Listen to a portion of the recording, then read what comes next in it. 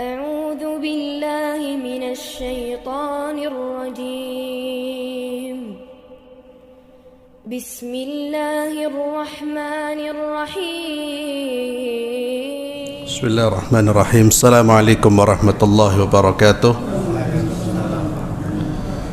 إن الحمد لله نحمده ونستعينه ونستغفره ونعوذ بالله من شرور أنفسنا ومن سيئات أعمالنا.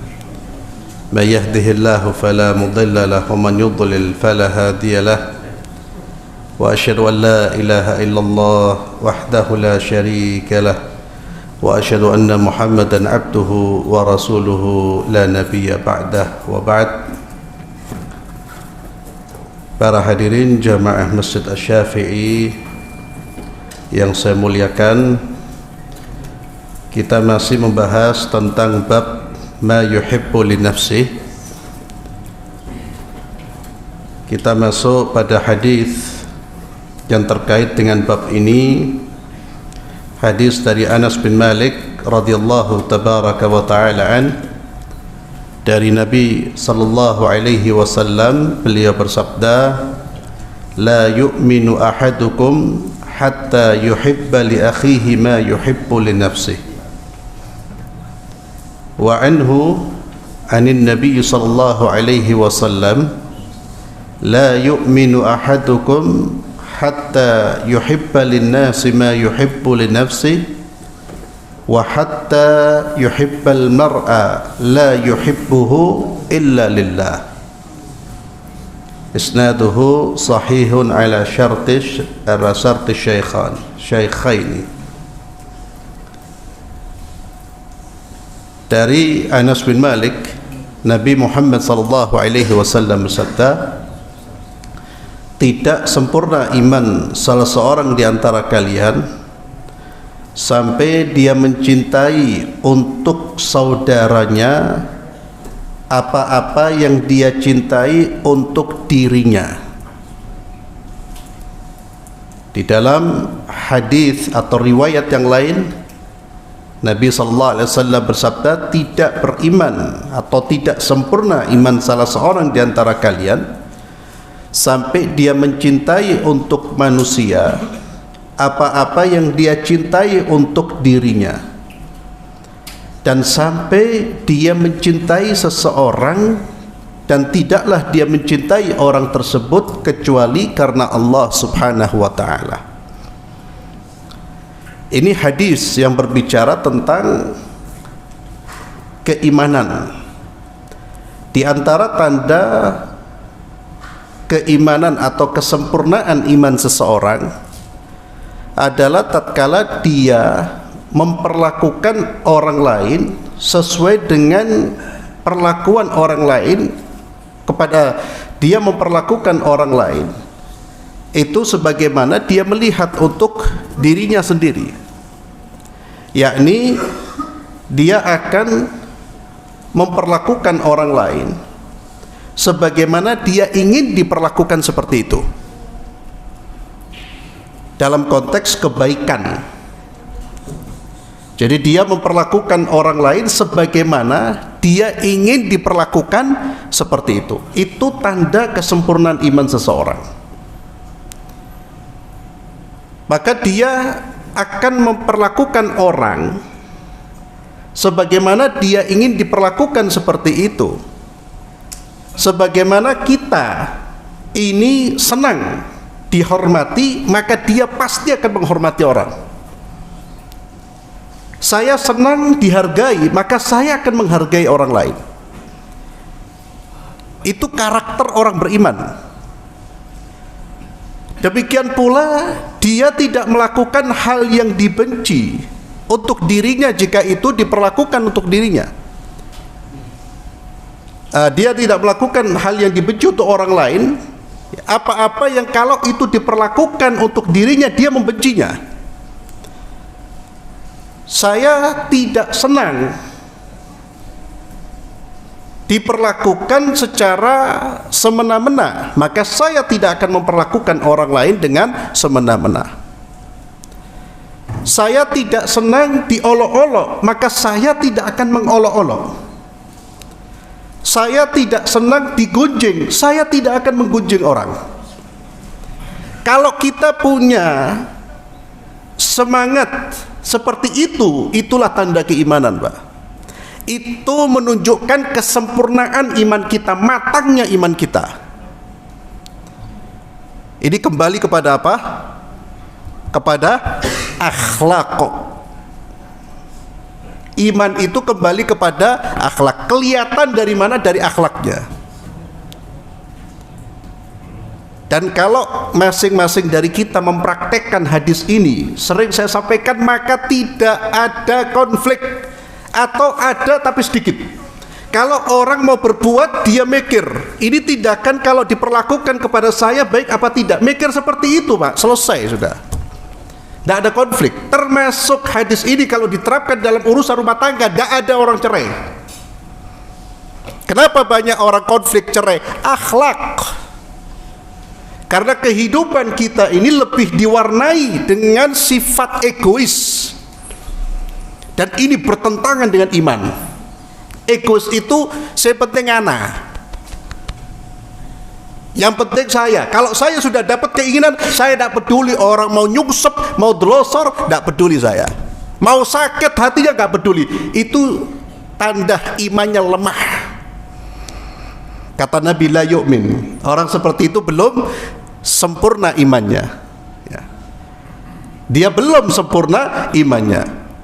Jadi ikhwani fillah, perlakukan orang lain, ya, sebagaimana kita ingin diperlakukan seperti itu dalam hal kebaikan. Termasuk kita ingin umpamanya kalau salah diberi nasihat dengan cara yang baik, maka ketika kita melihat kesalahan orang, nasihati dia dengan cara yang baik. Kita ingin masuk surga, maka jadikan keinginan itu juga untuk orang lain. Ya apa sahib-sahib saya itu bisa masuk surga bersama saya. Itu, Pak, keadaan batin orang-orang beriman seperti itu. Kita punya kebaikan, kita ingin kebaikan ini juga dirasakan oleh orang lain. Oh, istimewa antum. Kita melihat keburukan, kita juga ingin agar keburukan ini terhindar dari orang lain. Itulah iman. Jadi jangan sampai modelnya, penampilannya seperti orang beriman, tapi sikapnya jauh dari nilai-nilai keimanan, Pak. Apalagi antum yang sudah menjalankan sunnah, sudah ada lehyanya, kopiaan, Masya Allah, ya akhlaknya dijaga. Jangan sampai tampilannya tampilan sunnah, tapi sikapnya nggak nyunah belas, nggak peduli sama orang, kasar lisannya, kotor mulutnya, melihat orang dengan pandangan membenci, menghina. Oh, apa ini? Akhirnya penampilan itu tidak ada manfaatnya. Tapi kalau penampilannya seperti penampilan Nabi Muhammad SAW, Pak, dia jalankan sunnah Nabi, kelihatan dari penampilannya, akhlaknya, itulah keistimewaan yang luar biasa. Sehingga orang nanti akan senang dengan sunnah Nabi. Kenapa? Orang-orang yang menjalankan sunnah Nabi adalah orang-orang berakhlak, orang-orang mulia, orang-orang yang menjaga lisan, menjaga perilakunya. Tanpa kita ngomong ini sunnah Nabi, orang sudah ngikut. Kembali kepada akhlak. Dan ini hadis dicantumkan oleh Imam An-Nawawi dalam kitab Al-Arba'in An-Nawawiyah, karena hadis ini sangat penting dan menjadi fondasi dalam kita bermuamalah dengan saudara-saudara kita. La yu'minu ahadukum hatta yuhibba li akhi ma yuhibbu li nafsihi. Dalam hadis yang lain, Anas bin Malik meriwayatkan dari Nabi sallallahu alaihi wasallam, la yablughul 'abdu haqiqatal iman hatta yuhibba lin nas ma yuhibbu li nafsihi minal khair.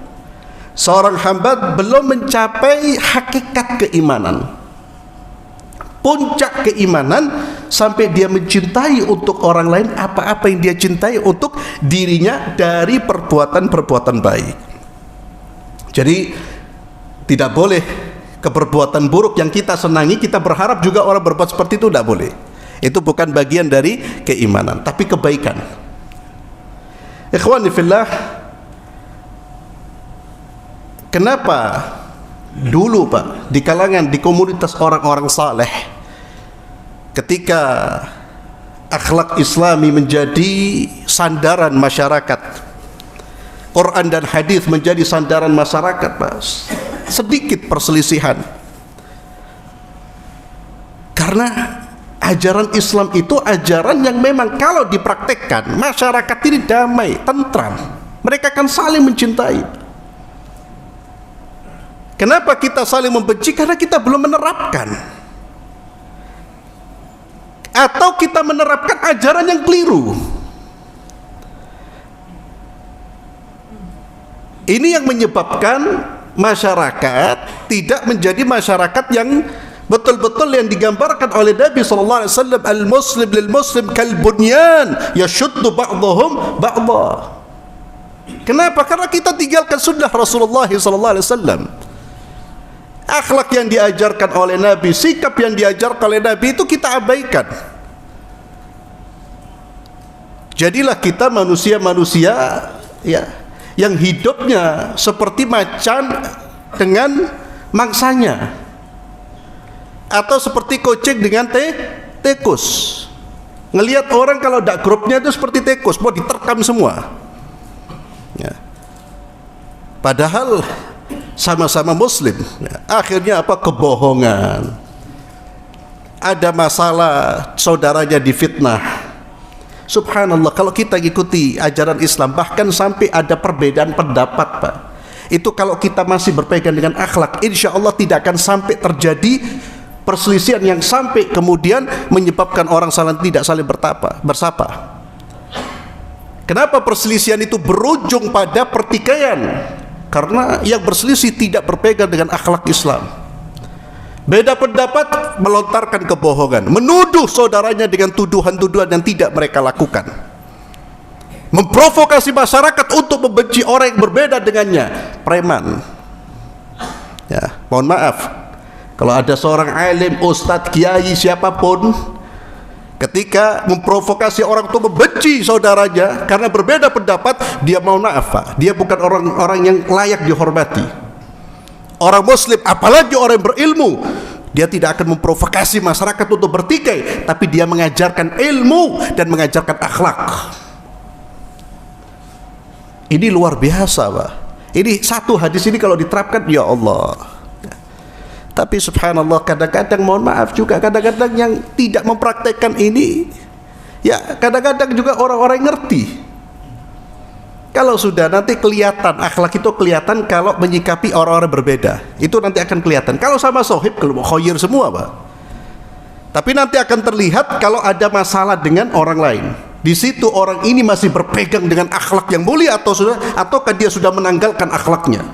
Kalau sudah dia masih berpegang dengan akhlak mulia, dia masih melihat orang yang berbeda saudara saya, maka dia pun bermuamalah seperti muamalah seorang saudara dengan saudaranya, bukan saudara dengan musuhnya. La yu'minu ahadukum hatta yuhibba li akhihi ma yuhibbu li nafsihi. Ini terapkan untuk diri kita di dalam rumah tangga kita. Sampaikan kepada istri kita, sampai kepada putra-putri kita. Ya, bermuamalah dengan manusia sebagaimana kau ingin diperlakukan seperti itu. Maka kalau ini kita terapkan di dalam rumah tangga, ada rumah tangga ini, Pak. Kenapa sih banyak orang rusak rumah tangganya? Ya karena tidak menerapkan ini. Dia ingin dihormati tapi tidak bisa menghormati orang. Dia ingin diperlakukan dengan baik tapi tidak mau memperlakukan orang lain dengan baik. Bertengkar, rusak. Sama seperti apa yang Allah firmankan di dalam surah Al-Mutaffifin. Wailul lil mutaffifin alladzina idza iktalu 'alan nasi yastawfun wa idza kaluhum aw wazanuhum yukhsirun. Perhatikan ayat ini, Pak. Ini bukan soal timbangan toh, ini hanya contoh timbangan itu. Celaka bagi orang-orang yang mengurangi timbangan. Siapa mutaffif, ya Allah? Kalau dia ingin ditimbang, kalau dia minta ditimbang barangnya, apa yang dia beli, dia minta disempurnakan timbangannya. Ojo kon kurangi, dilihat sama dia. Tapi ketika dia menimbang untuk orang lain, dia kurangi. Ya Allah, wailun, celaka orang tersebut, Pak. Kita mengharap orang itu harus berbuat baik sama saya, berbicara yang baik. Tapi ketika dia berbicara dengan orang lain, tidak ada kebaikan yang dia ucapkan. Wailun, celaka orang seperti ini. Mutaffif namanya, Pak. Menuntut hak, lupa dengan kewajibannya. Orang lain harus menyempurnakan haknya dia tidak peduli dengan haknya orang. Wailul lil mutaffifin. Itu aja contoh timbangan itu. Loh, kalau orang Islam sadar dengan peringatan keras dari Allah seperti ini, selesai, Pak. Hati-hati gitu. Bahkan ada satu kisah, ikhwani fillah. Walaupun kita tidak perlu niru 100%, artinya apa? Persis seperti perbuatannya, tapi semangatnya yang perlu kita tiru, Pak. Ada orang saleh di masa lalu, rumahnya ada banyak tikus. Lalu sahibnya bilang, ini banyak tikus, kamu pelihara kucing. Ya. Kucing sama tikus itu, tikus kalau ada kucing lari. Ya, itu dulu tapi, Pak. Ya. Sekarang tidak lari. Ya. Tikusnya sibut, kucingnya sibuti. Ya. Dia sudah punya kekuatan. Kamu pelihara kucing, tikus lari. Apa kata orang soleh ini? Saya khawatir kalau pelihara kucing, tikusku dengar suara kucing, dia lari ke tetangga. Kasihan dia. Akhirnya saya tidak menyukai, saya menyukai apa yang tidak saya sukai. Lari dari rumah saya itu senang, tapi masuk ke tetangga saya apa? Lu berpikir sampai ke situ. Itu yang saya katakan, walaupun tidak perlu dicontoh secara persis, Pak. Tikus ada yang diusir, asalkan niatnya untuk melebuti tetangga. Sakarepe dia mau masuk mana? Atau dibunuh, boleh membunuh tikus, Pak. Tapi orang-orang saleh yang iman sudah merasuk dalam diri mereka, sampai urusan seperti mikir, ojo sampai tetanggaku justru lari dari rumahku masuk ke tetanggaku. Tidak mau dia mempraktekkan hadis ini. Ya Allah. Dan ini hadis, ikhwani fillah, bisa juga kita jadikan sebagai cara kita berdakwah kepada orang lain. Ingatkan tentang hadis ini. Ingatkan tentang perbuatan yang dia sukai dan perbuatan yang dia benci. Salah satunya apa yang disebutkan di dalam Musnad Imam Ahmad. Ada seorang datang kepada Rasulullah SAW. Rasulullah duduk sama sahabat-sahabatnya. Dia mengatakan, ya Rasulullah, berilah saya izin untuk berzina. Sahabat sudah berdiri, Pak. Gila, tapi ini kurang ajar ini. Ya. Zina, ya Rasulullah, berilah saya izin untuk berzina. Kata Nabi, tenang-tenang. Kata Nabi Muhammad SAW, engkau mau kalau yang dizina itu saudari perempuanmu? La ya Rasulullah, tidak. Engkau mau kalau yang dizina itu ibumu? Tidak ya Rasulullah. Engkau mau kalau yang dizina itu putrimu? Tidak ya. Terus Nabi menyebut nama-nama orang-orang terdekatnya. Dia mengatakan tidak ya Rasulullah. Kemudian kata Nabi SAW, kalau begitu, ya, cintailah untuk orang lain apa yang kamu senangi, dan bencilah untuk orang lain apa yang kamu benci. Kamu tidak senang putrimu, saudarimu dizinahi, kenapa kamu berzina? Dan yang kamu zinai pasti, kalau tidak putrinya orang, saudari perempuannya orang. Ini hikmah dakwahnya Rasulullah SAW. Ini yang saya katakan, gunakan, Pak. Sadarkan, sentuh hatinya dengan apa? Dengan apa yang dia senangi, apa yang dia benci. Balikkan perbuatan itu ke dia. Orang tersadar. Akhirnya dia minta kepada Rasulullah SAW, ya Rasulullah, buatlah saya ini membenci perempuan. Yakni sampai saya ini, mungkin sahabat ini, Pak, terlalu syahwatnya terlalu tinggi. Ya Rasulullah, doakan saya Rasulullah. Disentuh hatinya oleh Nabi SAW dengan apa? Dengan apa yang dia senang, dengan apa yang dia benci. Kamu tidak senang kan kalau putrimu berzina, saudari perempuanmu berzina? Kamu sebagaimana kamu tidak senang, orang lain juga tidak senang kalau putrinya itu berzinai. Itu namanya dakwah bil hikmah, Pak. Ya, jadi tidak main kaplok langsung, kurang ajar, cepok ya. Itu bukan bil hikmah. Hakadha Nabi Muhammad sallallahu alaihi wasallam ya. Allahu akbar. Langsung tunduk, langsung sadar dia. Kemudian ikhwani fillah, bab 28, bab al-munafiqun wa sifatuhu ya. Bab tentang orang-orang munafik dan sifat-sifat mereka. Ini masih berkaitan dalam satu bab besar, yaitu bab tentang akidah ya. Karena kerusakan akidah itu bisa menyebabkan kerusakan akhlak, bisa juga merusak keyakinan seseorang, dia bisa menjadi seorang munafik. Termasuk perusak akidah adalah sifat-sifat kemunafikan. Dan ini sifat yang paling harus kita waspadai. Kemunafikan itu lebih berbahaya dari semua virus yang mematikan jasmani kita, yang menggerogoti kesehatan kita, kesehatan jasmani. Kalau kita khawatir dengan virus penyakit yang merusak kesehatan tubuh kita, maka kita harus lebih khawatir dengan virus yang merusak keimanan kita. Karena kalau rusak imannya, Pak, sengsara dunia akhirat, Pak. Tapi kalau orang terkena virus, walaupun kita minta kepada Allah disembuhkan dan minta dijauhkan, tapi ketika itu terjadi pada diri kita, orang sakit, minimal sakitnya itu hanya mengurangi kebahagiaan di dunia toh. Kalau dia sabar diganti surga, bahagia selama-lamanya.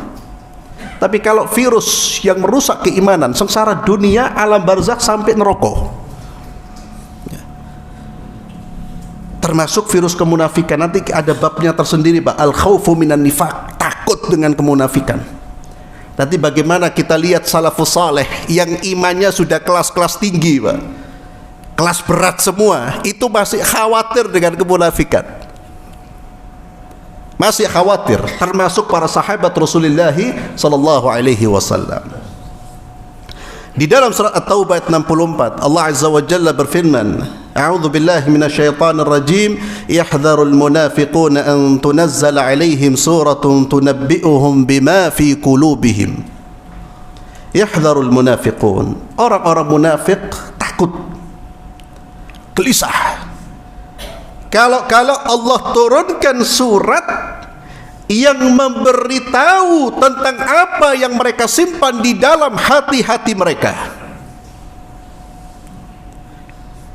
Munafik itu hidupnya tidak tenang. Mereka yang hidup di zaman Rasulullah SAW hidupnya gelisah. Kenapa? Khawatir turun ayat menyingkap jati diri mereka. Karena kemunafikan itu mereka sembunyikan. Yang namanya munafik menyembunyikan kekufuran, menampakkan keimanan, menyembunyikan kebencian terhadap agama, tapi tampaknya dia senang dengan agama. Dan tidak ada orang yang tahu apa yang tersimpan di dalam hati manusia kecuali Allah Subhanahu wa ta'ala.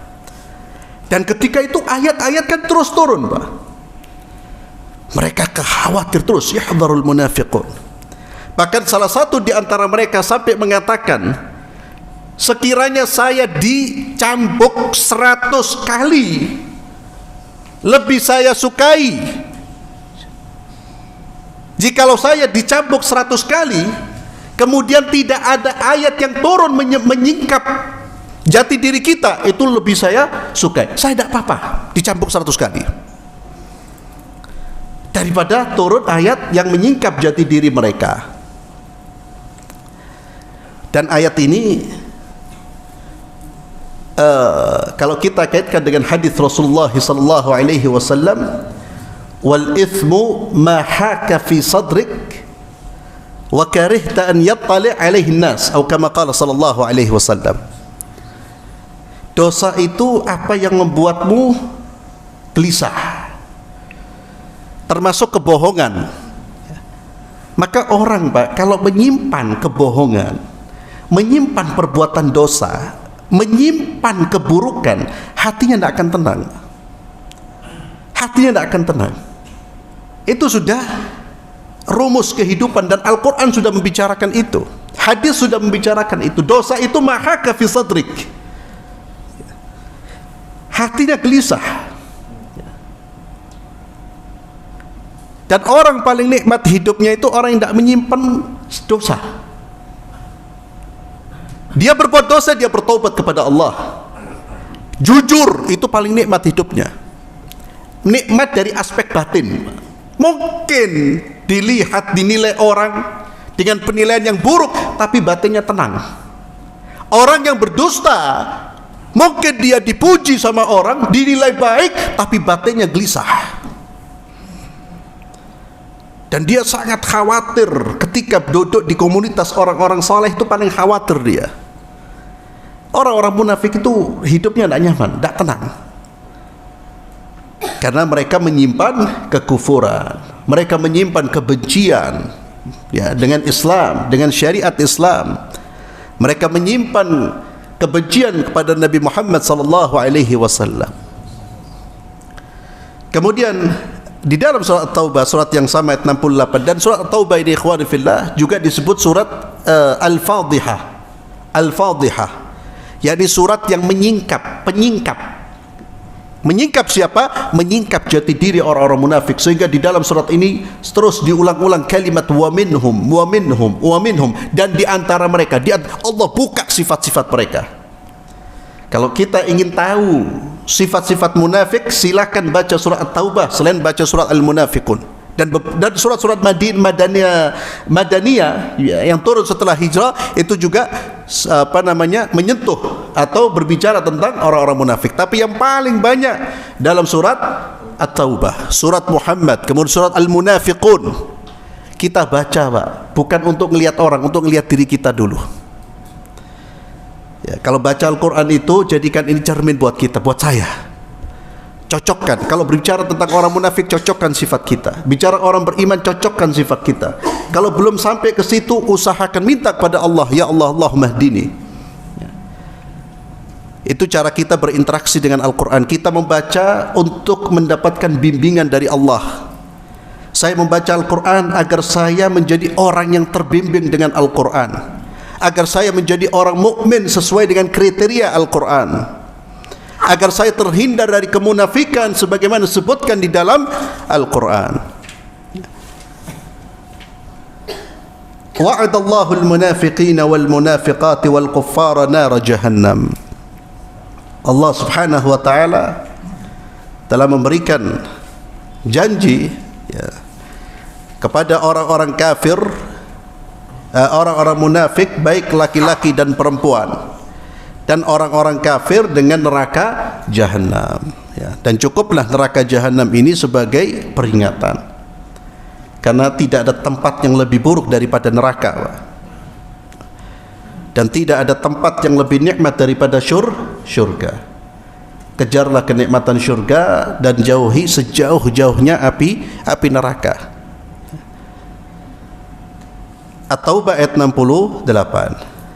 Di antara sifat-sifat orang-orang munafik yang disebutkan oleh Nabi Muhammad sallallahu alaihi wasallam dari Abu Hurairah radhiyallahu anhu, dari Nabi sallallahu alaihi wasallam, beliau bersabda, ayatul munafiq thalathun, idza haddatsa kadzaba, wa idza wa'ada akhlafa, wa idza tumina khana. Kata Nabi, ada 3 ciri orang munafik. Ada 3 ciri orang munafik. Kata-kata 3 di sini bukan untuk membatasi, karena cirinya orang munafik itu banyak. Tapi dari yang banyak itu ada 3 yang disebutkan di dalam hadis ini. Di hadis yang lain juga disebutkan sifat-sifat yang lain. Apa sifatnya orang munafik? Idza haddatsa kadzaba. Kalau bicara senantiasa berdusta. Kalau bicara suka berdusta, dusta menjadi sifatnya. Hadis ini menunjukkan bahwa dusta menjadi sifatnya dia. Bukan orang yang berdusta sekali, dua kali, karena semua manusia pasti pernah berdusta selain Nabi kita Muhammad sallallahu alaihi wasallam, karena beliau al-ma'sum ya. idza haddatsa kadzaba. Orang munafik kalau sudah terkena virus kemunafikan, Pak, dia akan meremehkan dusta, menggampangkan dusta, menganggap dusta itu sesuatu yang wajar. Dusta itu sesuatu yang wajar, sehingga kalau dia janji itu tidak mikir ini mau ditepati, tidak tepati, pokoknya ngomong sih, dapat fulus dulu, dapat jabatan dulu. Itu orang-orang yang terkena penyakit kemunafikan, terjangkit, dia harus cari obat. Kalau tidak diobati akan semakin parah. Virus ini akan semakin parah, merusak. Ya. Kalau bicara dusta, dusta itu hal yang remeh. Wa idza wa'ada akhlafa. Kalau janji tidak dia tepati, Pak. Hati-hati ikhwani fillah dengan janji, bahkan sampai janji dengan anak-anak kita, Pak, jangan dibuat remeh. Termasuk kejujuran juga perlihatkan kepada anak-anak kita. Nabi menganggap bohong dan tidak menepati janji sekalipun itu janji kepada anak-anak kecil, itu dianggap tidak menepati. Terkadang kita remehkan sekalipun pada anak, terkadang kita remehkan kepada anak-anak. Wis dak apa-apa, anakku dhewe kok. Loh. Dan itulah yang menyebabkan kenapa anak-anak tumbuh berdusta, suka berdusta, bisa jadi karena orang tuanya suka berdusta. Termasuk tidak menepati janji. Antum kalau sudah ngomong, nah, nanti kamu saya belikan ini, itu tepati, Pak. Sekali tidak menepati itu diingat seumur hidup. Kalau kemudian dia bisa menjadi orang soleh, alhamdulillah dia tidak mengikuti jejak ayahnya. Tapi kalau sifat itu melekat, nanti dia akan menjadi ayah seperti bapaknya dia. Ya. Makanya kalau mau ngasih janji itu, Pak, harus dipikir, ini janji bisa saya wujudkan apa tidak. Jangan asal ngomong. Wa idza wa'ada akhlafa. Maka orang beriman itu menjaga janjinya. Ikhwani fillah, terkadang kita meleset. Janji yang kita sampaikan meleset. Orang beriman, Pak, dia akan i'tadzir, meminta maaf dan merasa sedih, merasa bersalah. Hati-hati kalau suka sering meleset janjinya, tidak merasa salah, guya-guyu, bahaya. Ya. Bahkan ada orang, Pak, janji itu telatnya 2-3 jam, datangnya santai dia. Wes suwe ntirang gini, lu. Ya. Ya, tidak ada beban dosa. Loh, itu bukan main-main loh, Pak. Itu semua ekspresi kita itu sebetulnya dari sini. Dari sini loh, dari iman itu, Pak. Kalau ekspresi antum betul-betul nyesel, ya alhamdulillah, berarti iman masih hidup. Kalau kemudian apa-apa, biar lo dia nunggu, ya. La haula wala quwata illa billah. Kalau sudah janji tepati. Wa idza wa'ada akhlafa. Dan ini pernah terjadi, ikhwani fillah. Kalau tidak salah Abdullah bin Umar, ya, ketika dia mau meninggal, Pak, dia panggil seorang laki-laki, dia nikahkan dengan putrinya. Dia mengatakan, karena dulu kalau tidak salah saya pernah menjanji dia untuk menikahkan dengan putri saya. Mau mati itu dia ingat, Pak. Langsung pada saat itu diwujudkan. Lalu dia mengatakan, saya khawatir bertemu dengan Allah dengan satu kemunafikan. Ya. Takut, Pak, satu janji tidak diwujudkan, satu loh ini. Itu dia sudah khawatir. Ya. Kita berapa janji yang kita ingkari. Ya. Jadi jangan suka ngobrol janji. Hati-hati. Jangan suka ngobrol janji. Juga jaga lisan dari kebohongan. Wa idza tumina khana. Orang munafik itu suka khianat jika diberi amanah. Amanah itu apa? Apa yang diwajibkan untuk kita kerjakan, untuk kita lakukan, itu amanah. Semua yang diperintahkan Allah kepada kita untuk kita kerjakan itu amanah. termasuk titipan-titipan manusia kepada kita, itu amanah. Perjanjian-perjanjian yang sudah kita ikat antara kita dengan orang lain, itu adalah amanah. Akad-akad yang kita yang kita lakukan kepada orang lain, dengan orang lain, itu amanah. Akad perjanjian, ya, entah itu di tempat kerja, akad nikah, akad apa lagi? Akad jual, banyak akad-akad. Aufu, kata Allah, bil uqud, termasuk wa idza wa'ada akhlafa. Itu amanah. Anak amanah, istri amanah. Orang mukmin Pak tidak akan khianat dia.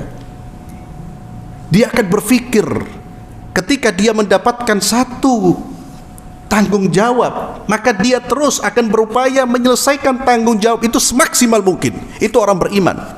Itu dorongan imannya seperti itu. Wa idza tumina khana. Tapi orang munafik Pak tidak peduli. Dia mau khianat, dia mau mengkhianati siapapun, tidak peduli. Dan semua ini kembali kepada apa? Kepada lemahnya iman. Ya, sifat-sifat buruk ini kepada lemahnya iman. Ya, kepada hubbud dunya, rakus tamak terhadap dunia. Ya, orang kalau sudah rakus tamak terhadap dunia, iman lemah, dia tidak akan berperangai dengan perangai yang baik. Dia akan berperangai dengan perangai yang buruk. Di dalam hadis dari Abdullah bin Umar, Nabi menyebutkan dengan redaksi yang hampir sama, cuma ada tambahan, Pak. Kata Nabi SAW, ada 4 sifat orang munafik. Wa idza khasama fajara. Jika dia bertikai, jika dia berkonflik dengan orang lain, dia jauh dari sikap benar, jauh dari sikap adil. Hati-hati Pak, kita ini hidup pasti ada gesekan sama orang, konflik.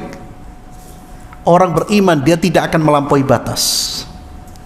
Orang beriman tidak akan menghalalkan segala cara untuk melawan orang yang berkonflik dengannya.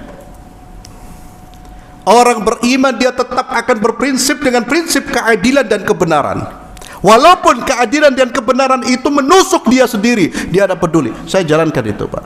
Ini berat. Apalagi kalau konflik itu terkait dengan keluarga kita. Kita sebagai orang yang membela, oh hati-hati. Lihatlah kebenaran, bukan mencari pembenaran untuk membenarkan yang salah. Wa idza khasama fajara. Ada konflik, ada pertikaian, orang munafik itu tidak peduli dengan kebohongan, dengan fitnah, tidak peduli sudah dia. Dia habisin orang ini sehabis-habisnya. Difitnah dengan melakukan perbuatan yang tidak dia lakukan, membesar-besarkan perkara yang tidak perlu dibesarkan. Hati-hati. Maka kita ingatkan, kalau sudah seperti tadi Pak, ya, seperti tadi yang di awal saya sampaikan, termasuk perbedaan pendapat, hati-hati dengan fitnah.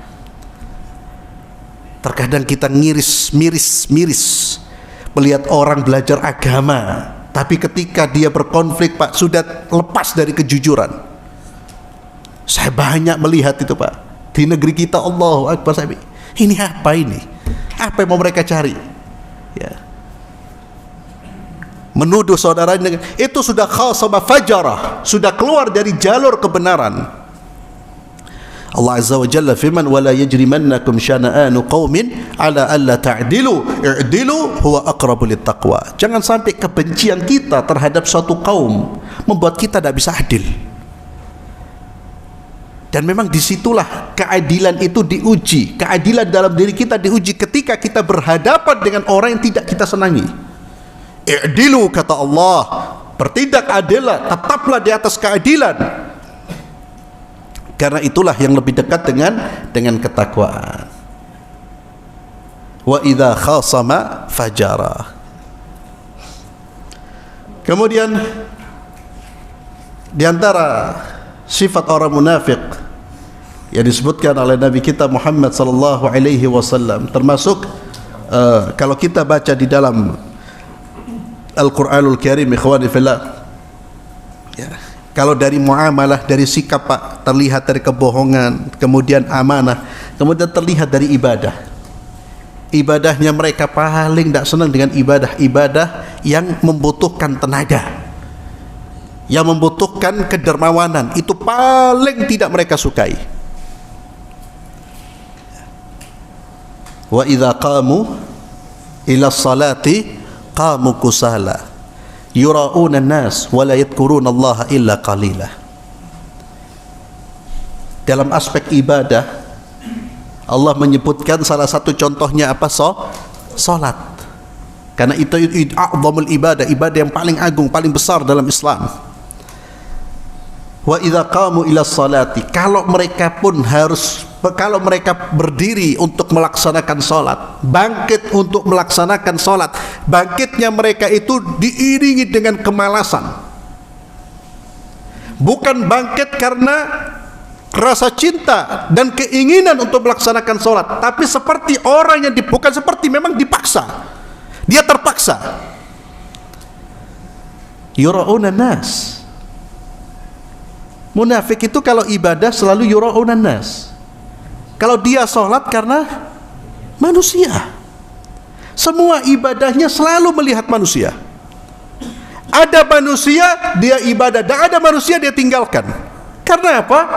Karena bukan dari sini, Pak. Orang kalau dari hati, dari rasa cinta kepada Allah, dari iman, ada orang dia berdiri sholat. Karena imannya menyambungkan dia dengan Allah, dia merasa diawasi oleh Allah dan selalu bergerak karena perintah Allah. Sebaliknya munafik terputus dengan Allah. Tidak ada cara pandangnya, mentalnya ke akhirat, tidak ada. Semuanya dunia, melihat dunia, manfaat dunia dia jalan, tidak ada manfaat dia tinggal, sekalipun itu menyelisihi syariat Allah subhanahu wa ta'ala.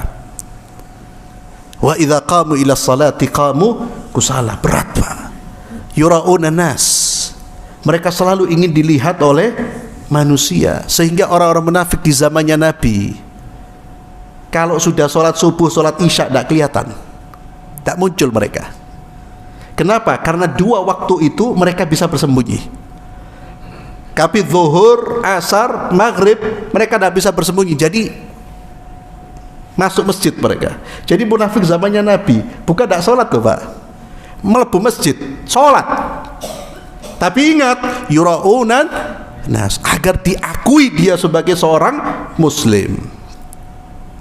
Itulah pentingnya kita terus mengoreksi dan mengevaluasi niat-niat kita.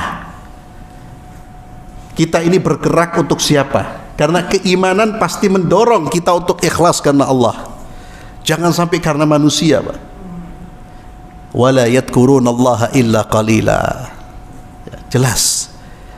Kalau sudah sholatnya malas, ya, sholatnya dengan kemalasan, bukan karena Allah, ya pasti yang ketiga ini pasti, Pak. Mereka tidak mengingat Allah kecuali hanya sedikit. Ya. Orang kalau mengerjakan sesuatu bukan dari hatinya, dia tidak akan fokus dengan pekerjaan itu. Orang kalau sholat bukan dari sini, ya Allah, khalas, tidak ada kenikmatan dan tidak ada keinginan untuk khusyuk. Tidak ada keinginan untuk kemudian bagaimana saya berkomunikasi dengan Allah, merasakan kehadiran Allah Azza wa Jalla. Wala yadhkurunallaha illa qalila. Disebutkan di dalam hadis, mereka itu sholat seperti ayam matok jagung cepat. Kenapa? La yadhkurunallaha illa qalila. Abot. Inilah kata para ulama, biasakan diri kita, Pak, untuk berlama-lama dalam zikrullah. Untuk berlama itu melatih diri kita untuk menjadi mukmin dan juga mengikis sifat-sifat kemunafikan. Karena Allah menyebutkan orang munafik itu paling tidak betah zikir. Salat pengen cepat selesai, Jadi antum jangan sampai jadi orang engkau Jumatan paling telat, datangnya paling cepat boleh nih. Bahaya itu. Ya, paling telat. Kau ngenteni. Tunggu dulu. Kira-kira iki nang alir sat iki jam segini durung mari iki. Sik. Ya. Pulangnya paling cepat. Ya. Kecuali kalau ada nasi bungkus, tidak cepet-cepet ya. Nunggu. Ya. Lu betul, bahaya itu Ustaz. Maka salah satu cara kita mengikis Pak, berlama-lama dalam zikrullah, termasuk sholat, tapi bukan jamaah ya, bukan ketika ada orang Pak. Jadi ketika ada orang antum, apalagi jadi imam, jangan ya. Tapi kalau di rumah itu itu namanya cara melatih, sekaligus ngantemi sifat-sifat kemunafikan kita Pak. Jangan sampai kita ini nonton bola 2 jam tidak bergeming, asyik, tapi kena sholat, ya Allah ya. Imam baca sedikit ya, baca sedikit waktu pilek, gatel, kabeh, penyakit kemarin muncul ya. Lihat bola, ya Allah, hatta gatel Pak, hatta batuk hilang. Itu artinya apa? Pelajaran buat kita. Karena ini virus bahaya. Maka itu salah satu cara. Ya, selain kita banyak membaca Al-Qur'anul Karim, berdoa kepada Allah SWT, salah satu caranya adalah memperlama ibadah-ibadah kita. Antum sujud, perlama. Kalau di rumah, ya salat sunnah, diperlama ya. Ada, karena nafsu biasanya pengen cepat. Lawan itu Pak. Syaitan itu. Zikir pengen cepat, lawan. Kecuali kalau memang ada kebutuhan, ada kewajiban yang lain, ya Anda tinggalkan ya. Tapi tidak ada apa-apa Pak. Karena apa? Syaitan itu selalu mengajak kepada kepada perbuatan meninggalkan ibadah. Bisa dengan meninggalkan semuanya atau meninggalkan sebagiannya. Tidak bisa meninggalkan yang wajib, meninggalkan yang sunnah. Kalau kita terbiasa meninggalkan ibadah, iman kita rentan tersusupi dengan virus kemunafikan. Termasuk kalau kita tidak berlama-lama dalam zikrullah, berzikir. Dan zikir itu ikhwani fillah, usahakan zikir yang kita ucapkan. Ya mohon maaf, jangan mengikuti orang-orang yang zikir seperti formalitas Pak. Baca tasbih, tahmid dengan cepat, tidak tahu itu yang difahami apa. Nikmati. Subhanallah, subhanallah. Itu zikir masuk. Tapi kalau subhanallah, kenapa ya akhi? Selesai. Keluar, tidak bekas. Abadan tidak membekas. Itulah mengapa kita dianjurkan zikir pelan. Ya sendiri Pak, subhanallah. Jangan tanamkan. Karena itu salah satu cara kita betul-betul menanamkan iman di dalam diri kita. Dan salah satu keutamaan zikir apa? Menanamkan iman sekaligus mengikis penyakit-penyakit. Itu kalau zikirnya dengan tadabbur, dengan perlahan-lahan. Wallahu alam bisawab. Kita tutup dengan doa kafaratul majlis. Subhanakallahumma wa bihamdik, asyhadu an la ilaha illa anta, astaghfiruka wa atubu ilaik. Assalamualaikum warahmatullahi wabarakatuh.